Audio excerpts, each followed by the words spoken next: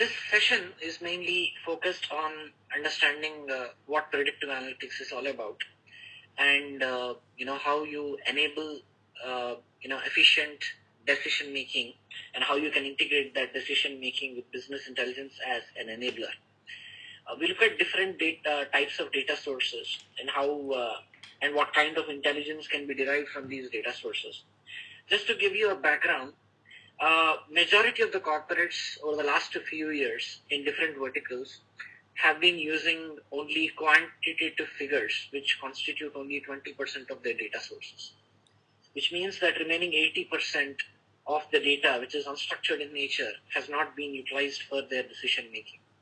So the focus of this presentation a little bit will also be on unstructured data, whether it is textual in nature or audio or video, and then see how and what kind of intelligence can be derived from unstructured data, and what can be integrated into decision making process. We'll also touch upon a little bit on social media analytics, if you will. Social media analytics essentially talks about what kind of different social chatters your customers produce, and what kind of avenues that businesses can capture from those social chatters in real time, and understand more about your customer. Coming on to the first slide, as I said, we will look into some of case studies and see how these case studies evolve into decision making. Now, to have a look at this data set is a home loan data set, a sample data set that we generated. And this data set has got a couple of variables, arranged in columns. The idea behind the case study that we will discuss for the next few minutes is to identify who is a delinquent customer and who is not. Identify those characteristics, develop a simple mathematical model, and use this mathematical model to score new customers. So a bank has this delinquent customers list along with non-delinquent customers with a proportion of 85 to 15%, 85 being non-delinquent customers and 15% being delinquent customers who are defaulting. Now they want to capture or learn from this data the characteristics of delinquent customers or default customers, and they want to score these the learning features that they have obtained on the new customers who are coming in the future.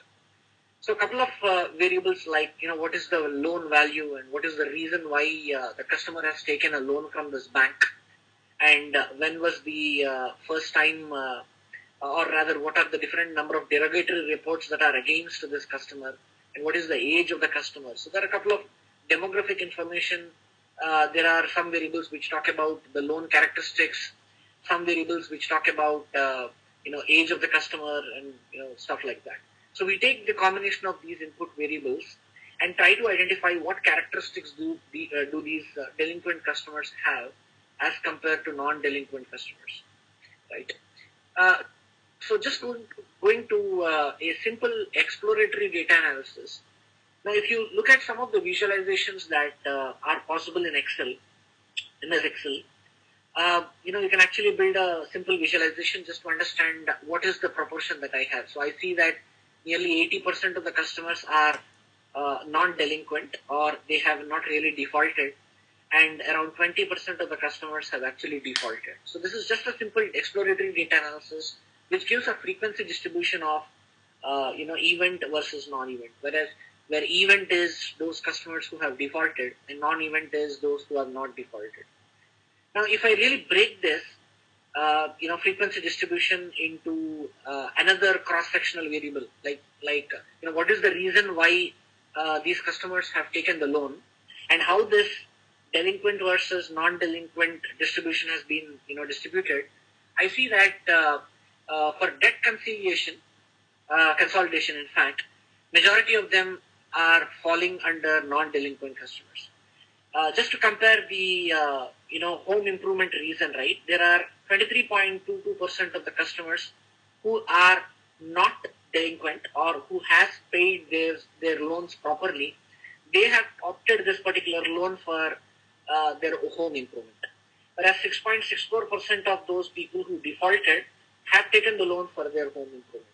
So this kind of slicing and dicing is quite necessary and quite important for business managers to take a decision. So if I say that, what are the different reasons why defaulters have, taken the loan for, maybe that reason can be an indication for me to decide whether a future customer will, default or not. So this kind of slicing and dicing, which is, typically called as multidimensional, cube, making a multidimensional cube, it's quite possible and, quite relevant for efficient decision making.